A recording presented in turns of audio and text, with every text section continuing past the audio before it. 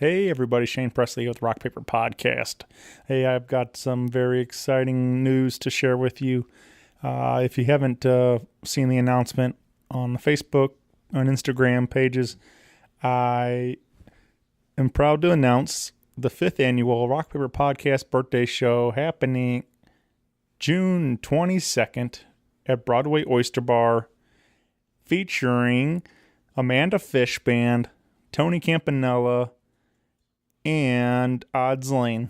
We'll also have some live art happening from a friend of the show, Jessica Hitchcock.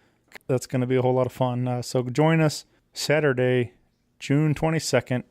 It's a 10 o'clock start and $8 at the door. Also coming up, I want to tell you about my show over at Naked Vine. This is my singer-songwriter storytelling showcase. And on May 14th, I'll be joined out there by my friends Karen Choi, Billy Crogan, and Tony Compton of Les Gruff and the Billy Goat. So this is my intimate singer-songwriter storytelling showcase. Again, all three artists sitting on stools, sharing stories behind these songs. It's really, these have been really incredible. So join us out there at Naked Vine in Chesterfield, Missouri. You can come on out there to Naked Vine this week with some great live music. On Thursday, April 25th, Adam Gaffney makes his debut out there.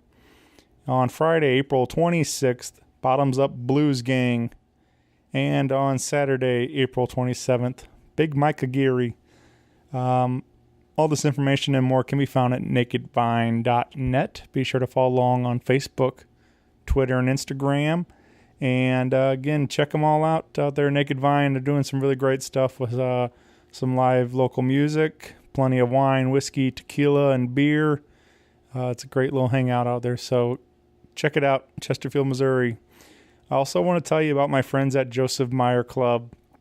If you haven't checked it out yet, head on over to josephmeyerclub.com today and try out their brand new foaming aftershave. I've been using it myself, and I love it, and I think you guys will too. You can enter my promo code RPPJMC20 at checkout for an exclusive 20% off. Again, it's RPPJMC20. And there's always free shipping, so keep that in mind.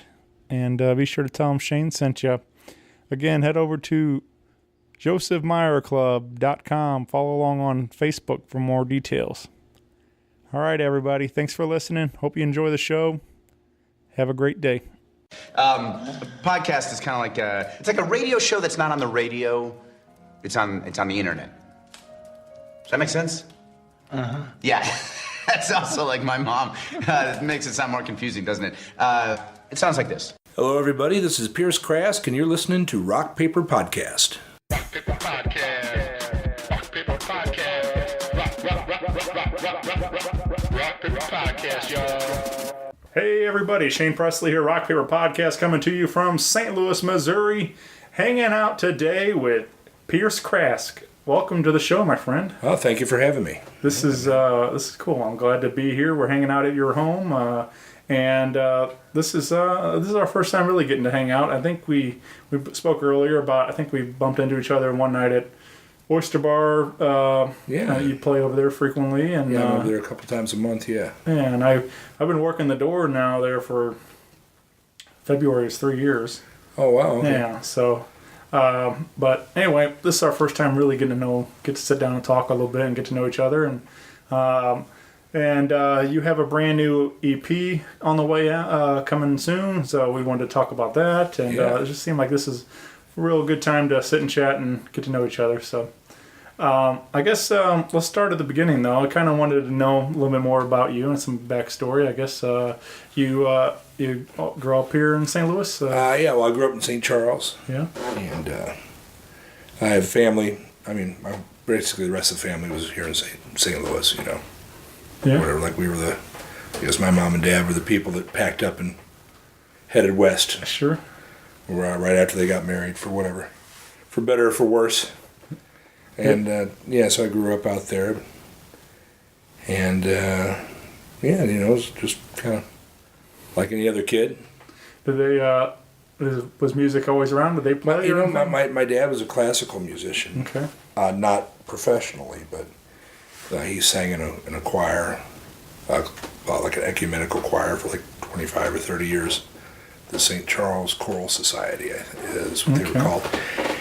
And I didn't much care for the kind of music that I liked. My mom liked a lot of country music, and like oldies and stuff like that. So KLOU, right? Yeah, well, that might have even been before. Okay. KLOU, good times and great oldies. Yeah, oh yeah, man. I used to listen to a ton of KLOU. Oh yeah, I loved KLOU.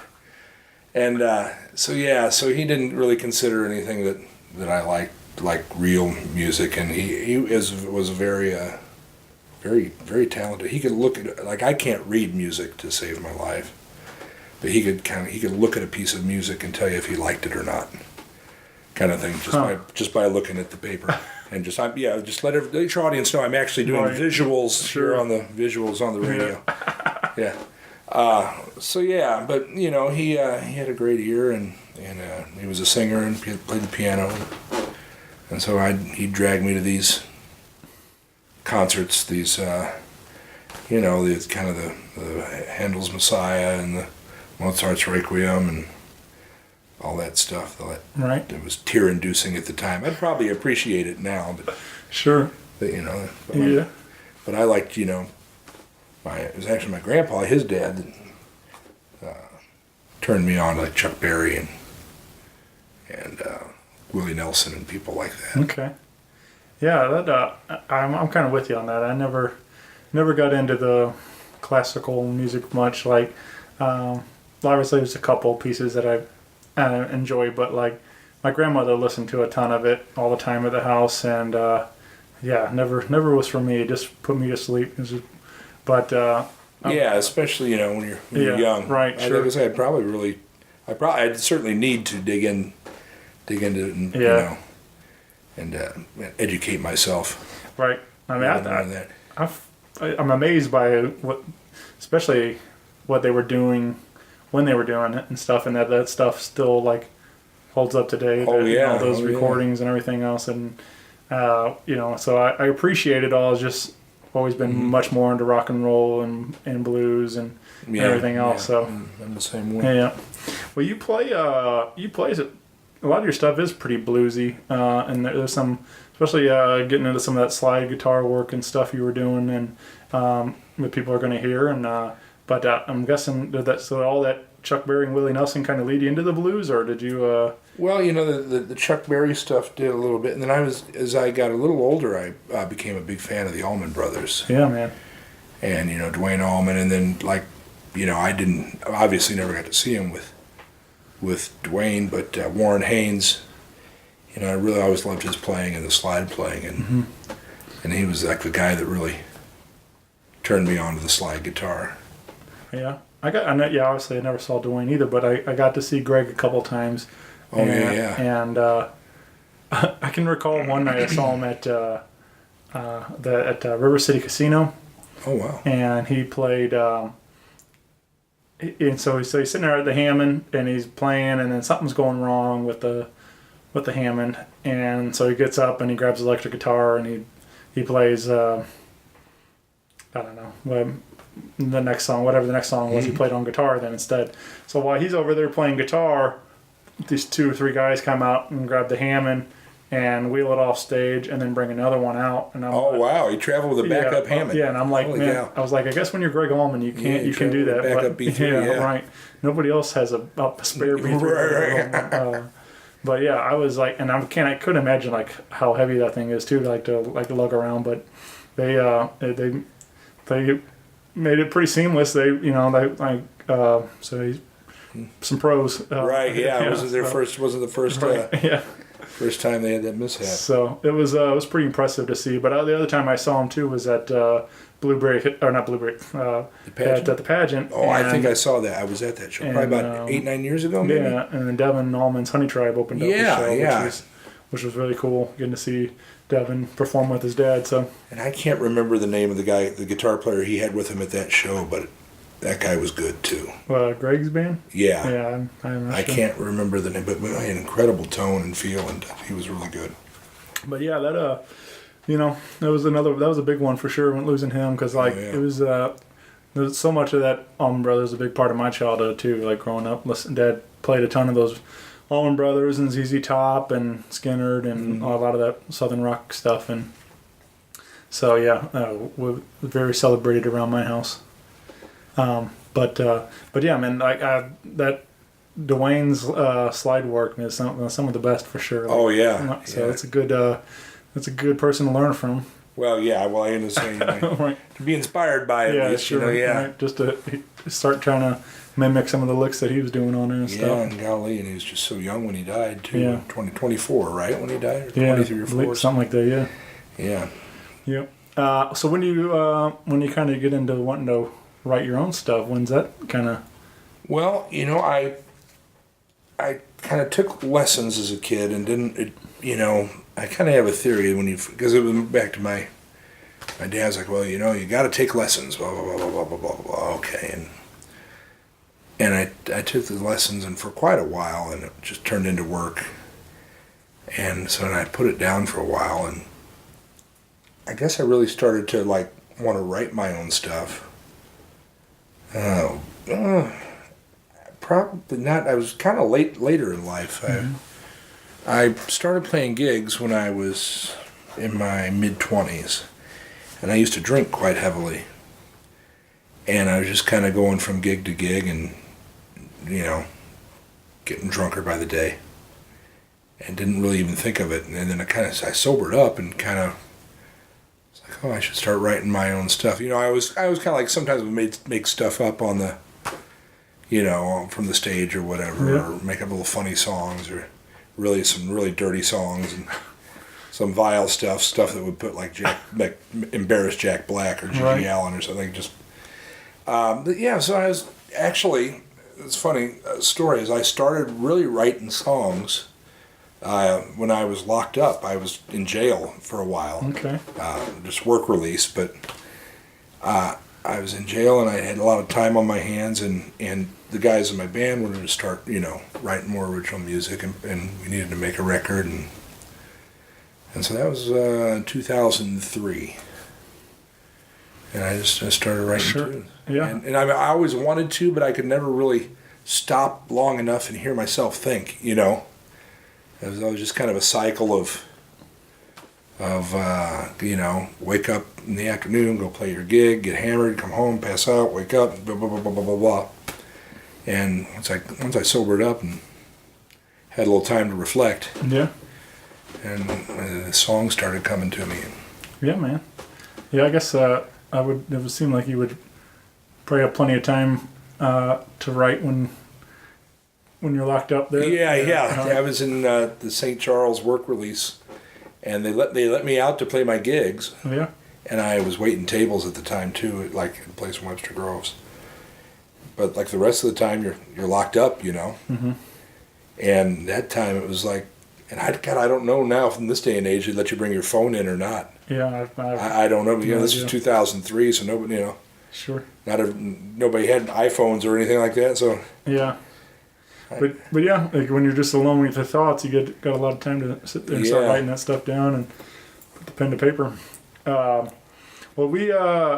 So was any of those songs what we're going to hear on the EP? On the EP, no. I actually put some of those songs on a album I did called Black Label about 10 years ago. Yeah.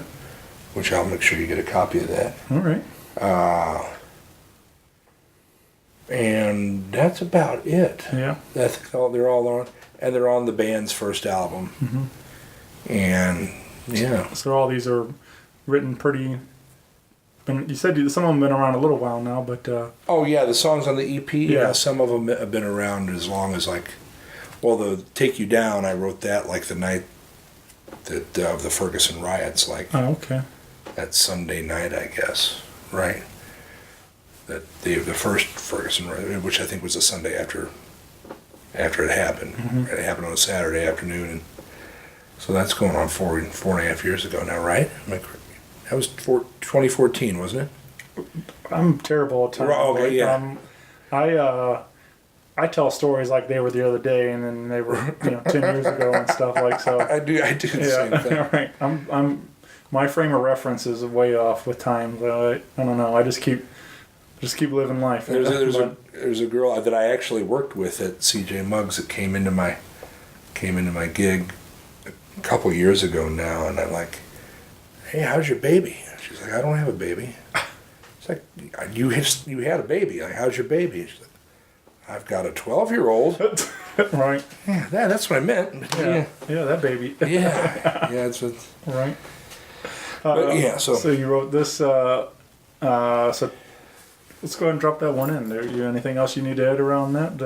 No, it's just I'm pleased to say that this particular song has pissed a few people off. So I never thought that I would get to that stage of songwriting. So I'm happy about that. Yeah, I mean, I think that's definitely a positive for me. I think if you can write a song that invokes emotion, even if it's bad, I mean, it pisses people off, like you're doing something. Right, and a lot of people like it too. Yeah, so sure.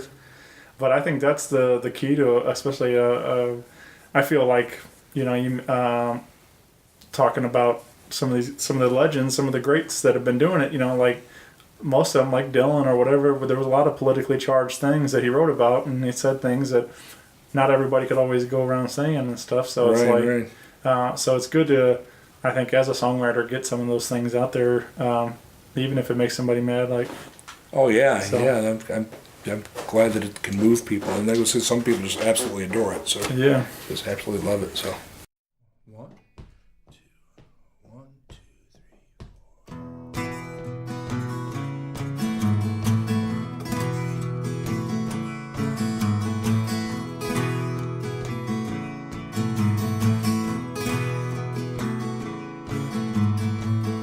Listen to me, my only son. You don't have to respect a man, you must respect a gun.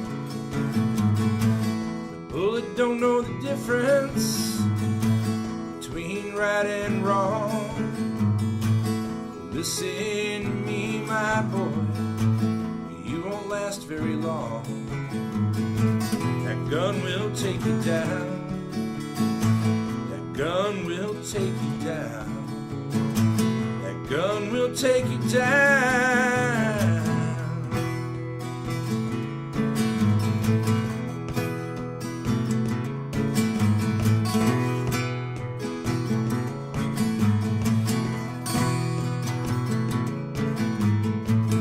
I know it's important to you to always make a stand. It's never worth it when someone's got a gun in their hand. And always remember, my child, cross paths of men, very heavy armor and very thin skin. That gun will take you down. That gun will take you down. That gun will take you down.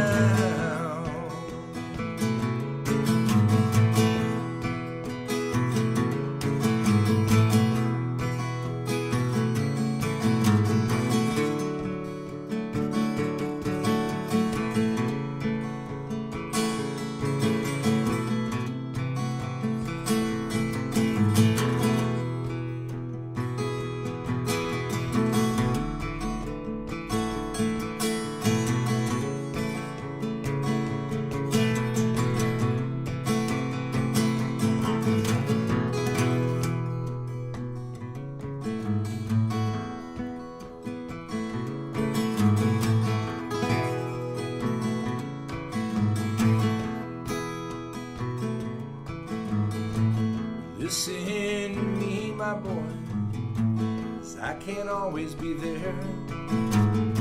Just say yes sir, no sir. Keep your hands in the air. And if you follow their orders, another day you'll live to see breaks my heart to tell you that's not a guarantee. That gun will take you down. That gun will take you down. That gun will take you down. Lord, that gun will take you down.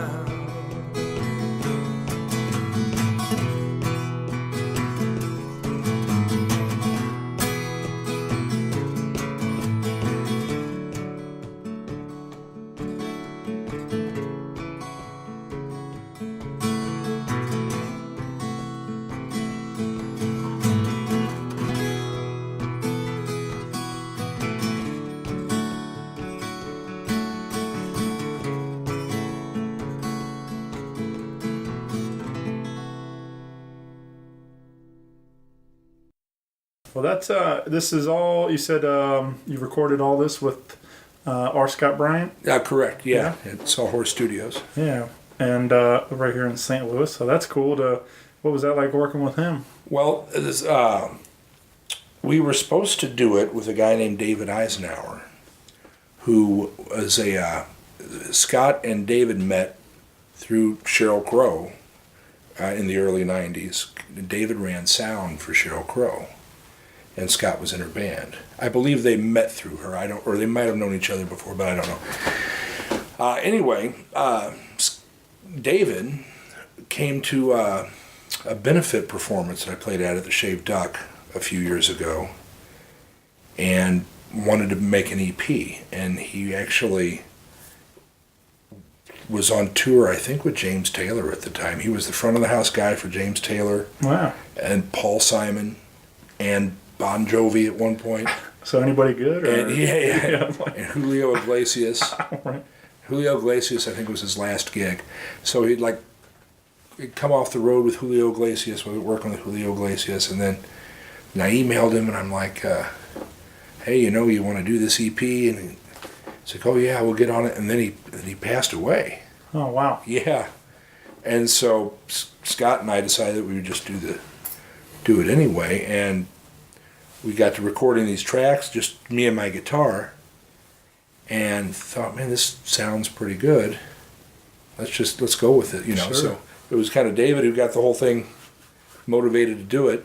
Yeah. R.I.P. Yeah, it's a really, really sad story. Yeah. That, but I do like the approach to this. The fact that it is more of a minimalist, acoustic kind of a record or EP, and so I really liked what the sound and what you got going on here. It sounded really nice. Yeah. So you will have that available for purchase. Oh yes, sir. On May 11th. And this is just an evening with Pierce? That's correct, yeah. It's 8 o'clock. Yep, I'm going to do 2 sets, and we'll have you out of there by I'm going to stop at 10, and you can be home and in bed by 10:30 if that's... or wherever you want to go after sure. that. Yeah.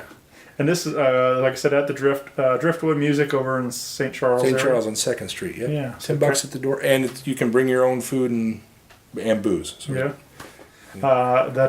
And so kind of homecoming a little bit. Yeah, a little bit. I played there once before. Yeah. And had some people from St. Charles come out, and hopefully we'll have some come out this time again. Yeah, that sounds like a lot of fun though. And are tickets available, or is it just at the door? It's just at the door. Yeah. Okay. You show up your $10 bill is your ticket. There you go. And we'll pack them in as many as we can. And are you doing physical copies for this? Oh yeah, definitely. So we've got physicals. So I'll have those for sale. And then afterwards, I'm guessing online everywhere. Or? Online, yeah, on iTunes and through CD Baby and cool. And wherever, and it might be up on iTunes already. Okay. So. Yeah, and I guess everything else they can head over to piercecrask.com. That is correct. And find all the other details. But yeah, come on out to that. Like I said, we got 5 tracks on this EP, and we're going to give you a little bit more of a sneak peek. We did do some live here at your home, and let's play Dangerous Girl. This was another fun one to kind of kind of sang along to. Any stories around Dangerous Girl? You know, it's not as salacious the word. I always forget half of my vocabulary whenever I get in these kind of situations. It's actually about, you've met my cats. Yeah. And we have a neighborhood cat that comes around and that was abandoned, who's since been adopted by the neighbor a couple doors up. Yeah. And I thought it was a girl cat. Turns out it was a boy, but my wife and I were talking about bringing it in at the time, and I was like, I don't know, with our 3 cats in here, bringing this new cat in, it'd be kind of dangerous. She'd be a dangerous girl to bring into the. I thought, oh, that'd be a good name for a song, and that's why. But so I turned it into kind of a booty call number. Yeah. And you turn the boy cat into a girl, and turn the girl into a human, and there you go. Yeah. So it's better if you just put your own story to that. Sure. Yeah, whatever you want it to be about.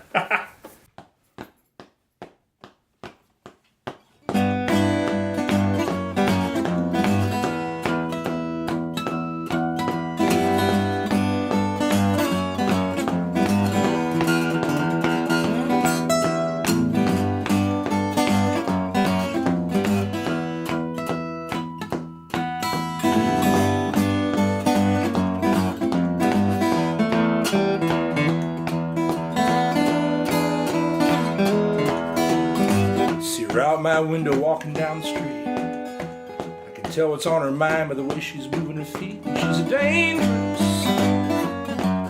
She's a dangerous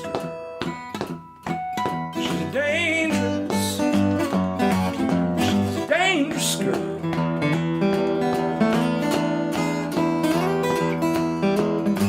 Bathing in the moonlight, that sneer on her lips, that look in her eye and that sway in her hips. She's a dangerous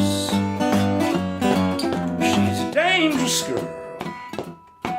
She's a dangerous girl.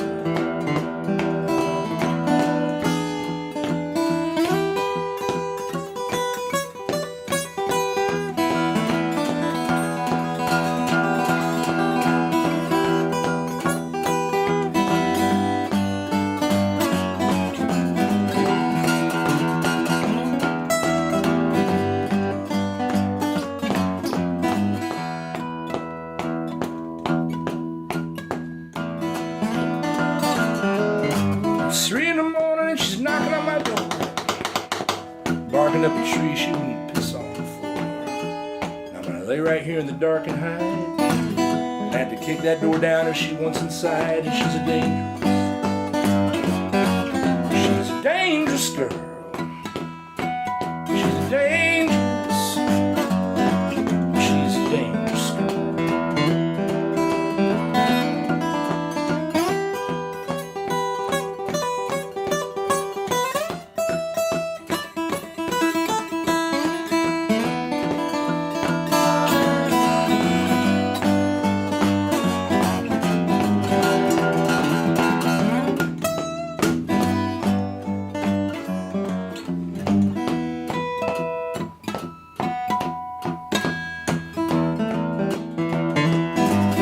Out my window moving back up the street. At least for tonight she's walking the walk of defeat, but she's still a dangerous. She's a dangerous girl. She's a dangerous girl.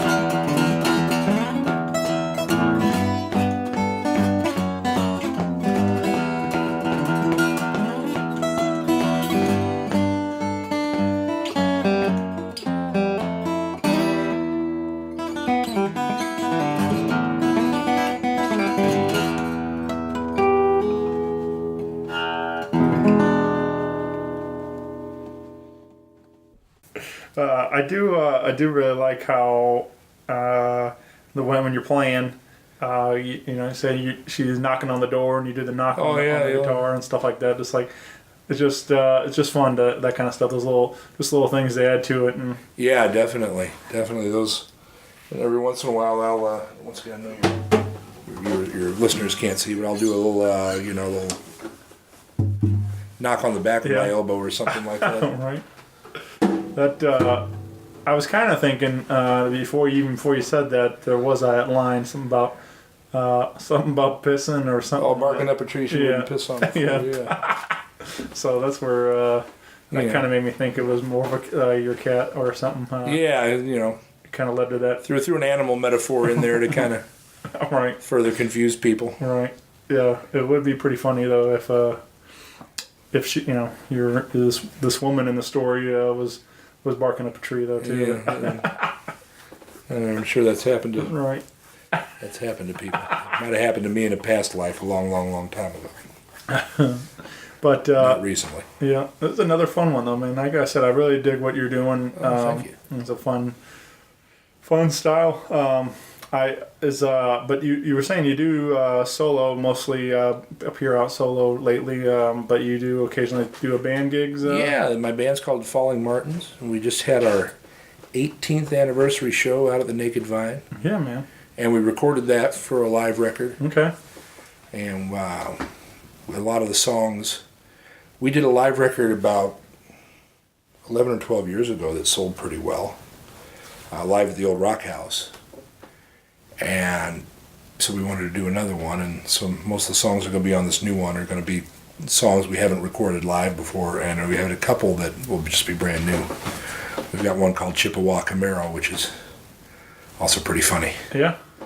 I remember plugging that show on here.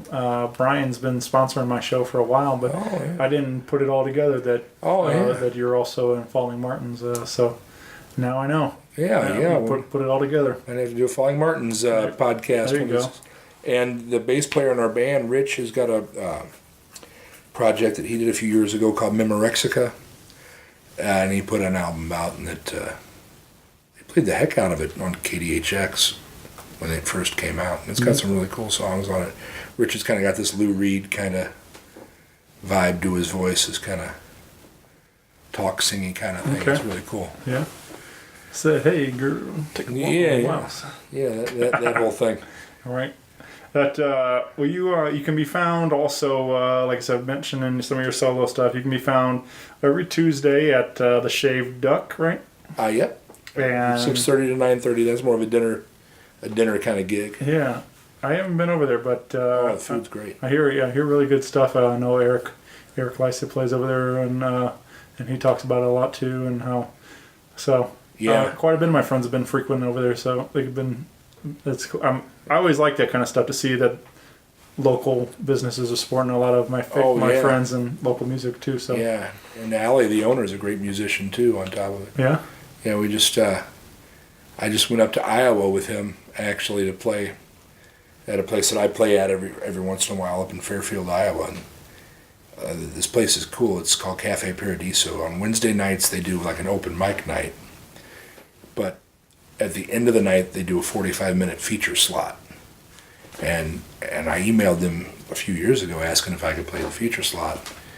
And they're like, oh yeah, come on up. If you want to come up and do it, I'm sure, whatever. And so I did that. And I brought my friend Mick with me one time, and then we brought Allie, who's the owner of the Shaved Duck, with us.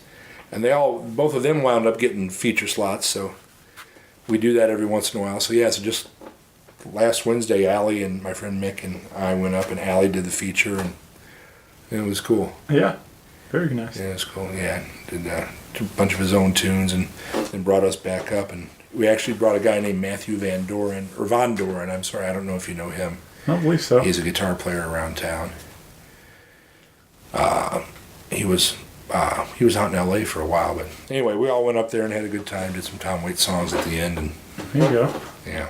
Yeah, that he's another one that just such a brilliant writer and such a unique voice for sure. Oh yeah, yeah. I mean, like it's but the Heart Attack and Vine is the one that's like one of my favorites for sure. Just every time it comes on, I got to crank it up. Yeah. So. Didn't Screamin' Jay Hawkins do a version of that song? Probably. I know a couple of people don't, but like, I mean, like, just there's his version I really like, and then like, but the line where there's no devil, it's just God when he's drunk. And like it's just like such a great writing in there. Oh, too. yeah. So, I think one of my first actually introduced to me, I think, was through Moreland and Arbuckle. They were friends of mine from Wichita area. Oh, really? And they were playing. They would come play Beale on Broadway a lot, and I've heard them on Sirius, I believe, quite a bit. yeah, they're great. I mean, like real. They were kind of just a 3-piece blues band, and they were really great. Like a lot of Aaron Moreland on slide guitar, played a lot of like cigar box guitar stuff, and played lead on all that. And then Dustin Arbuckle on harmonica and vocals, and they always had their drummer with them. But yeah, really good stuff. I think of like even with some of your stuff would kind of blend with theirs because I know you do some harmonica work too. And Yeah. so, but I love that mix of some slide guitar and harmonica and all that, like bringing it all together. But yeah, anyway, check out More Than Arbuckle. They've since split. Oh. I don't know if Aaron's got a new group going, but Dustin has a group called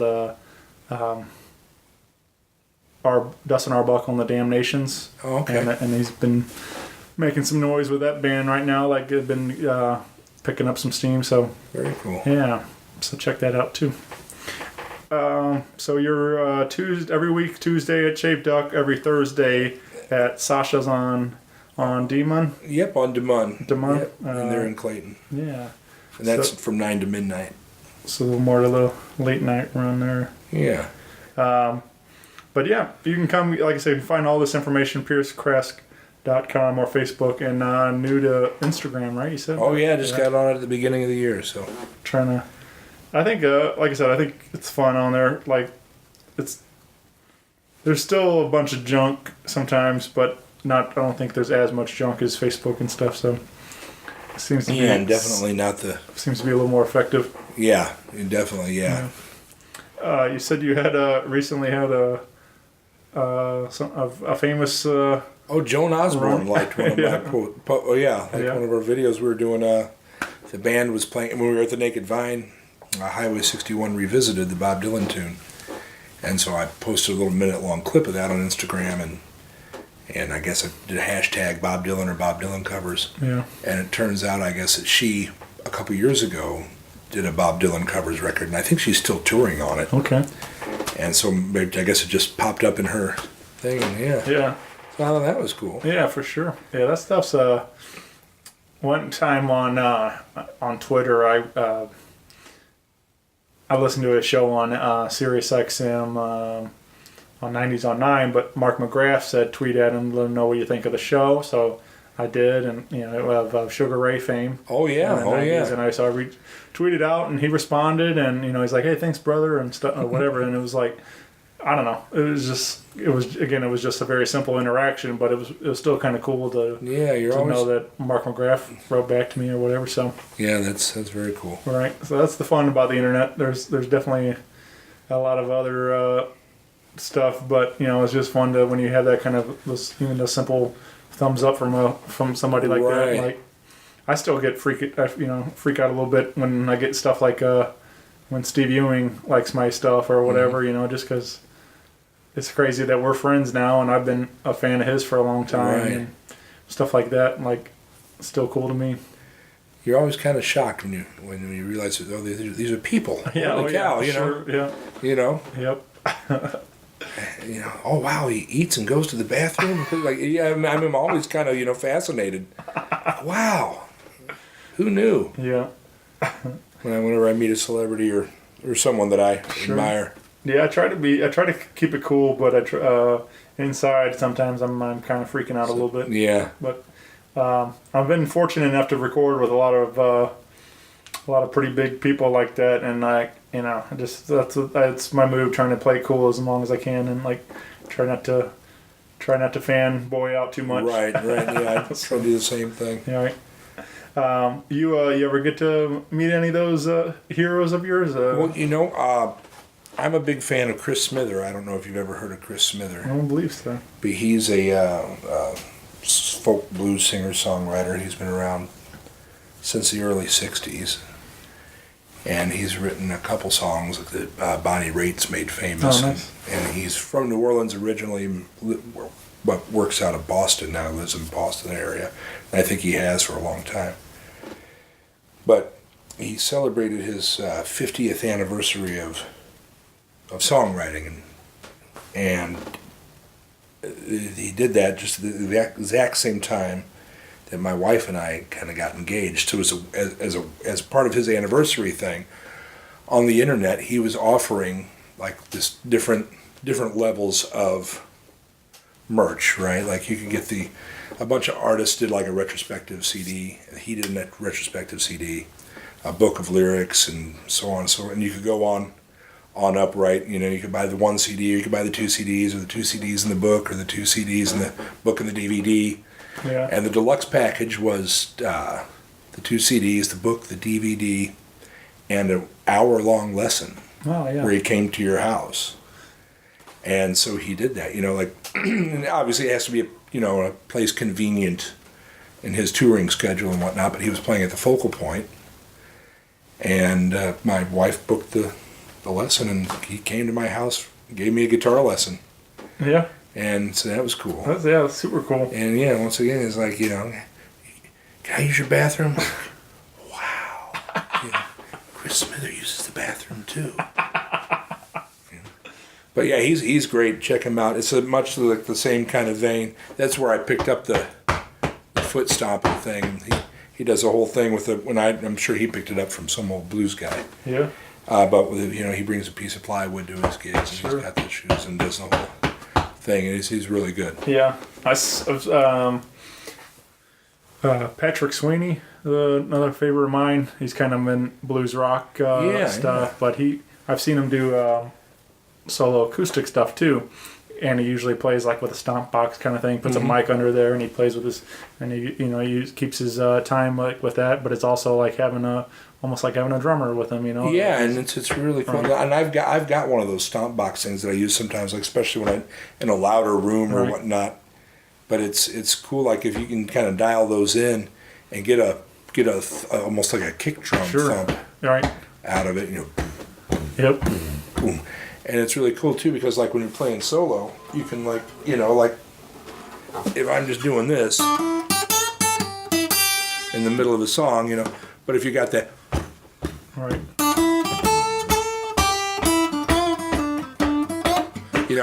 it almost creates a space to do these little single line things, so you don't have to, do that kind of thing. It creates a neat space in the song, and yeah, it's you can dial it in and make it sound like a drum, and right.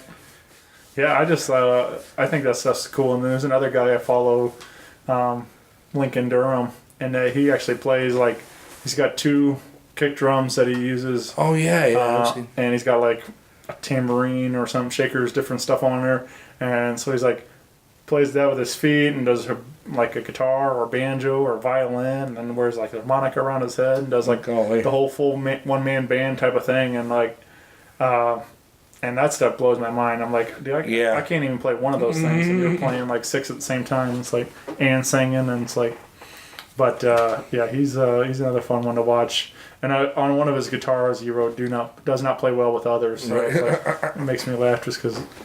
So, but yeah, there's a couple of guys I would definitely recommend checking out if you're into looking at some new music. Oh yeah.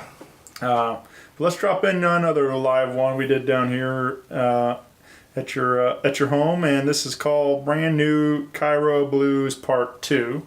Right.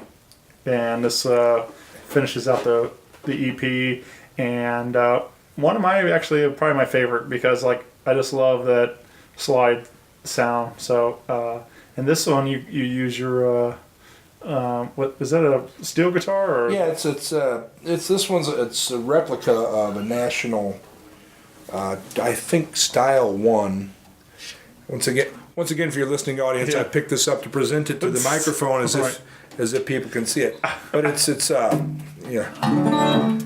based on a National Style 1, and it's a tricone resonator. So you can call it a steel guitar.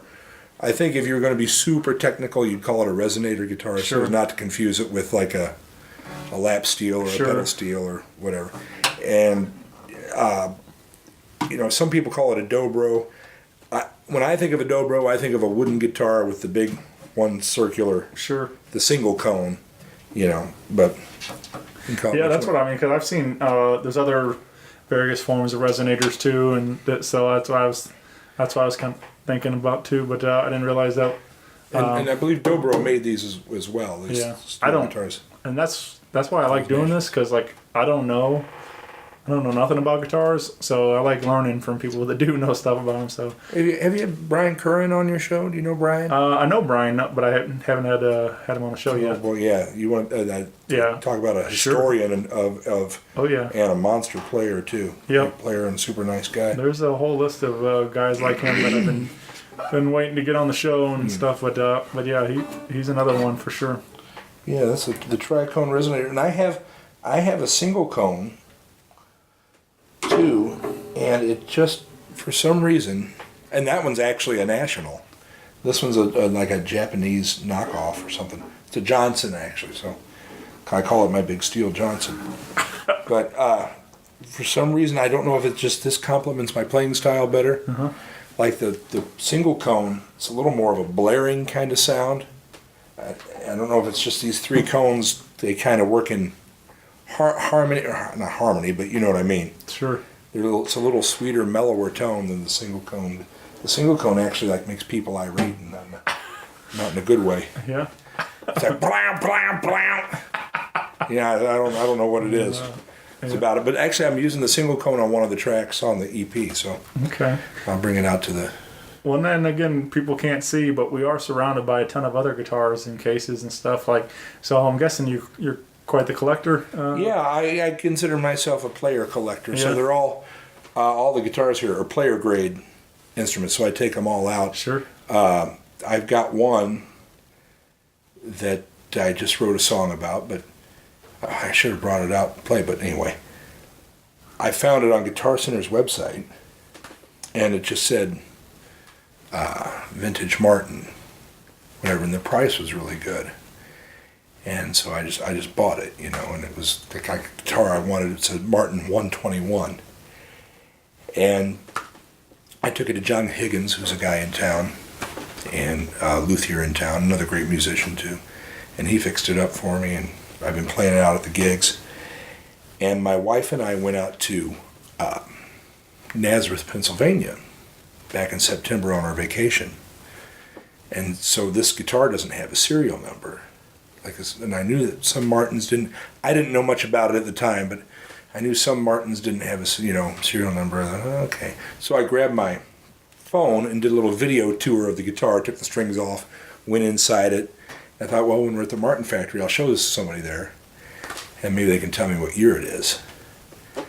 And so we got there, we took the tour, and and I told the lady behind the desk, the reception desk, I said, I've got this guitar, it's on my video here. She goes, oh, I'll call somebody out to look at it, one of our guys who'll be able to tell by looking. And so he came out and he looked at the video and all this stuff and looked at it and said, okay, he goes, yeah, it's a 70. I'm thinking, 70? Yeah, it's a 70. Yeah, guitar is older than 49 years old, dude. It's not, it's 70. He goes, no, 1870. Oh, okay.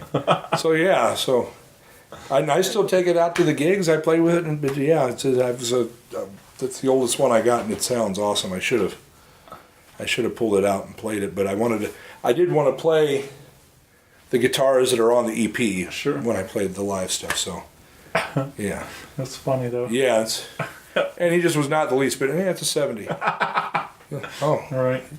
Anybody else, they'd actually be handling the phone gently give the phone back to you. Yeah. Even just a picture of it would freak him out. That's a 70. But that's a neat thing. Even if you're not a guitar player, sure. That's a cool. The Martin Factory is. Yeah, definitely. It's a really cool tour. Yeah, I would like to do that. That'd be fun. I don't do much traveling. It's something there's a lot of things I'd like to get out there and see. I wish I had more time and money to get out there and travel and see the world and stuff, but yeah, maybe one of these days. Well, I didn't know a whole lot until I met my wife, and we've now been able to, budget time. Sure. to do it because for a long time there I was very lucky, I guess, to have so many gigs here in town. It's hard to get out of town when you're playing somewhere every night. Right. You ever heard that story about that Hateful Eight movie? Oh yeah. With that guitar? Yeah. This was probably a similar. I think that one was even older. I think that was from the 1840s or something. Something like that was. It was like, according to anybody that hasn't heard the story, I guess it was like on loan from. It was on loan from Martin from their museum. Yeah, and they had some kind of $1 million insurance or something to cover it while they had it out. And according to the story, which is, for me is really hard to believe, because you think if it cost that much and that was that rare that they would like hire somebody to like, their sole purpose was to handle that guitar. I know accidents happen either way, but according to the story was that they like it was Quentin Tarantino was the director. Right, but I can't remember the actor that grabbed the guitar and smashes it. But was it Kurt Russell? Kurt Russell? Kurt Russell. Yeah, and he so he smashes the guitar, and then it was supposed to be swapped out for a replica for the shot, and he actually smashed the real guitar. So like all the reaction on their faces, all like right on the real other actor faces. Yeah, and those were real reactions. Yeah. Who was the girl? Was it Selma Hayek? I don't remember. She was the girl that was playing it. But he came in and grabbed it. And it was a real reaction. Right. So anyway, that's a pretty crazy story though. To think like I imagine Martin doesn't own any more guitars. I don't think they do. I think that actually caused them to instill a policy that they don't loan them out anymore. Understandably so. Yeah. But anyway, I think that was a long intro for the song we were going to get into. Playing your track, brand new Cairo Blues, which, like I said, one of my favorites for sure. Was this based on Cairo, Illinois, or? Yeah. So I was out riding my motorcycle, and I was down around Cairo, or they call it Cairo. Cairo, yeah. Like Versailles, Missouri, or Vienna, Illinois, right? And I remember that Henry Townsend had a song called Cairo. Yeah.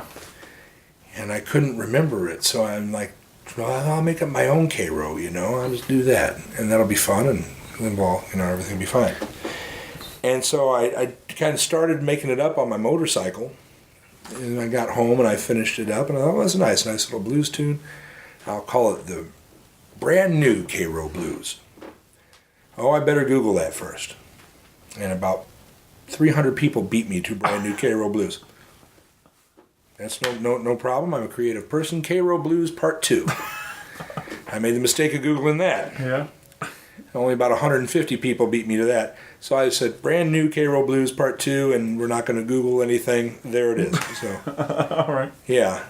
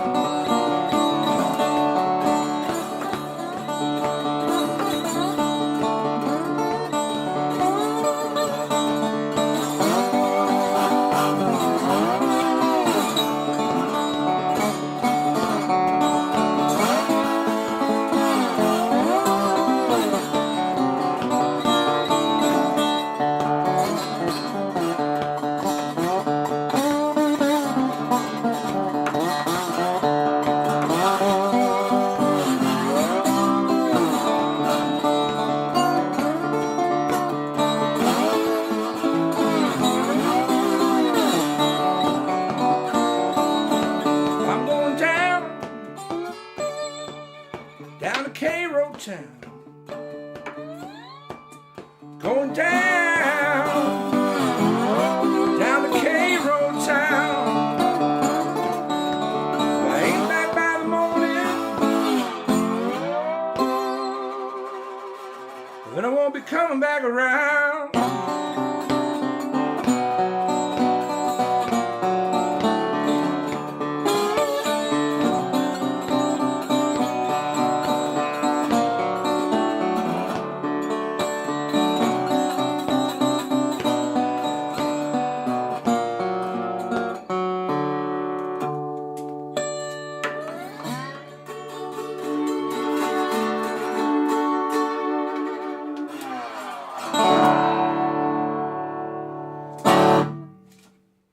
And it tells a little story, you know, and kind of a vague little story, which I kind of like.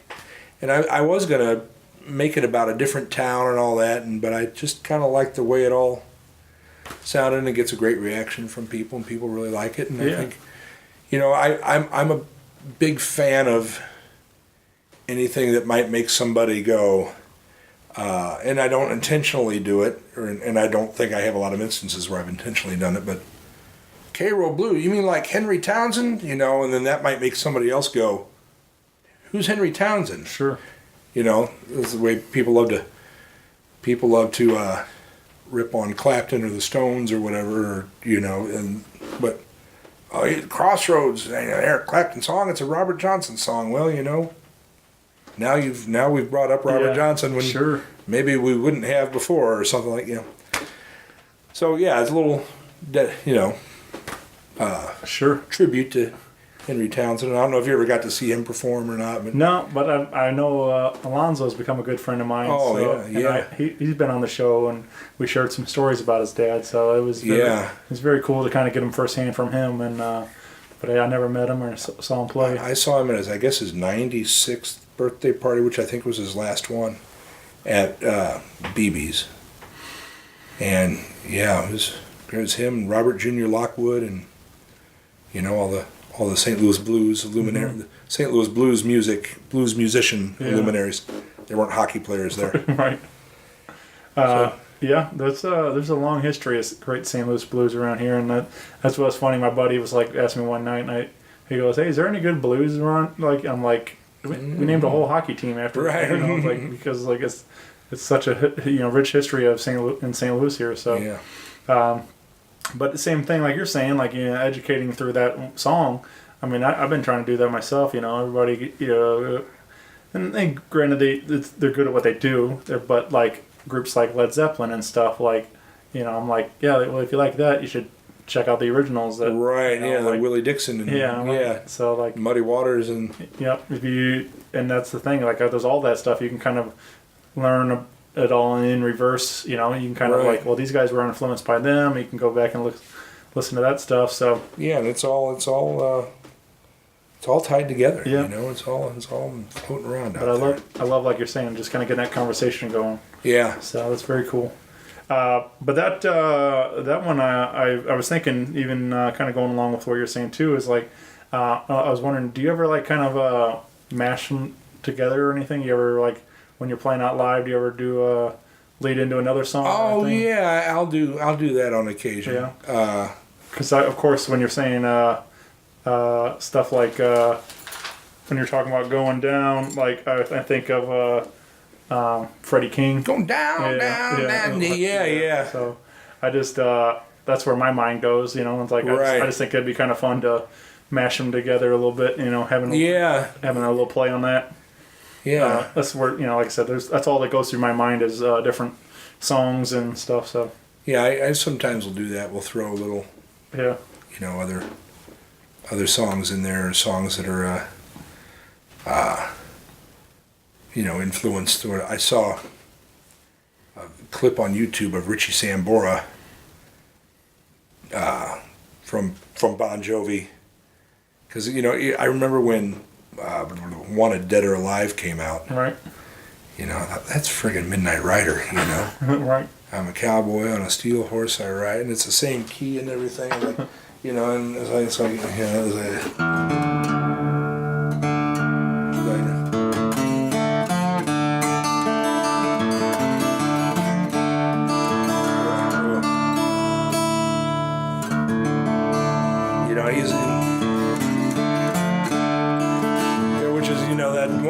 Dead or Alive. But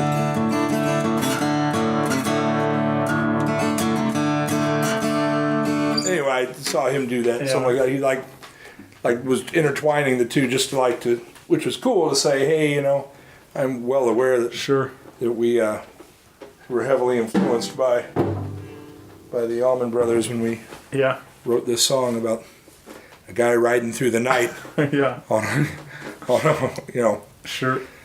Yeah. He. Yeah.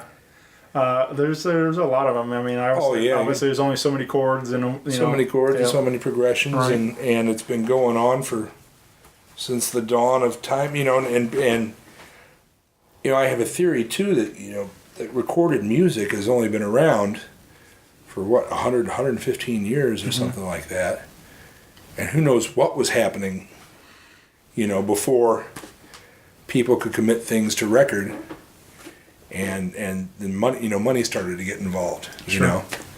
So Yeah, man. There's a lot of that. Like, it's just funny too. Like, how many people don't even know? Like, they're just kind of don't even think about it. Right. But another big one I always think of too is Big Mama Thornton's Hound Dog and stuff. And like, I mean, all that stuff from Elvis and Oh yeah. Beach Boys and all that, whatever. Oh, yeah. I mean, there was like, I would say it's made movies about it since then and all that, but like so many of those. It was Sweet Little 16, right? And Surfing Yeah. USA, Yeah. Sure. All Elvis's Sure. stuff was, all, at least that was all, I'm sure that the songwriters didn't get properly, Yeah. rewarded, but that was, all of his stuff was covers. The one that really got me was the Crescent City Blues and the Folsom Prison Blues. I don't know if you're familiar.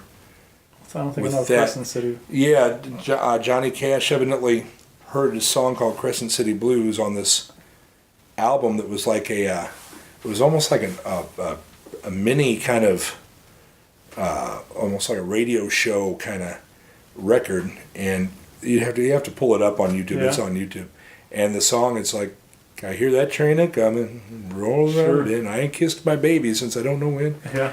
And he just took it and put his own words to it. Yeah. There's another one I think of as I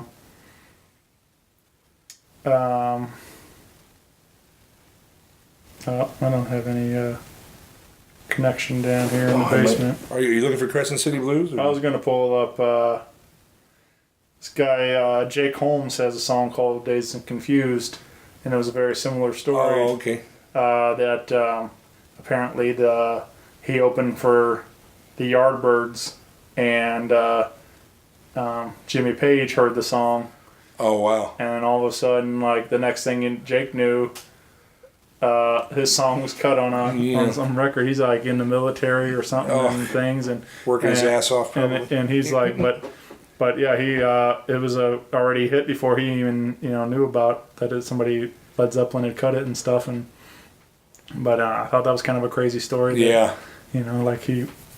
But his is way different. Obviously, Led Zeppelin turned it up to 11, and Yeah, that's But, the thing, yeah. It's there's only so many, especially in the kind of the folk rock country, blues realm. So you kind of sure, yeah. I don't know. That stuff's like I said. I'm a kind of a history buff for that stuff for music and things. Like it's that whole conversation fascinates me. Like learning all that stuff, but yeah, I'm sure we can go on for days. Oh, yeah, talking yeah. about this,